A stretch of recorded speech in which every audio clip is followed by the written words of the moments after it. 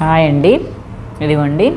సరళ ఏం అడుగుతుంది, నీకేం డౌట్ వచ్చింది చెప్పు. ఇప్పుడు ఫ్రంట్ పార్ట్లో కొంచెం హాఫ్ ఇంచ్ బయటకు వచ్చింది కదా, ఇది ఎక్కువ తీసుకున్నా ఎందుకు అని అడుగుతున్నారు. మనకి చాలామందికి కుట్టిన తర్వాత ఈ బ్లౌజ్ తీసుకో, కుట్టిన తర్వాత ఇలా ఉంది కదా ఈ బ్లౌజ్ అనేది మధ్యలో గ్యాప్ వస్తుంది కుట్టిన తర్వాత. ఈ గ్యాప్ రాకుండా నేను ఇలా తీసుకోవాలని చెప్తా. మరి అలా ఎట్లయితుంది అంటే, ఈ డాట్ వేస్తాం కదా, ఈ డాట్ వేసేటప్పుడు ఇలా నీకు 1 ఇంచ్ పోయి ఈ ముందు భాగం తక్కువ పడుతుంది అంటాం. చెస్ట్ ఎక్కువ ఉన్న వాళ్ళకి లావేస్తాం.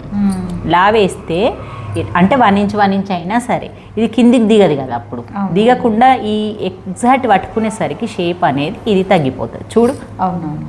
ఇప్పుడు చూడు, నువ్వు ఇది వేసుకున్నా కానీ తగ్గది.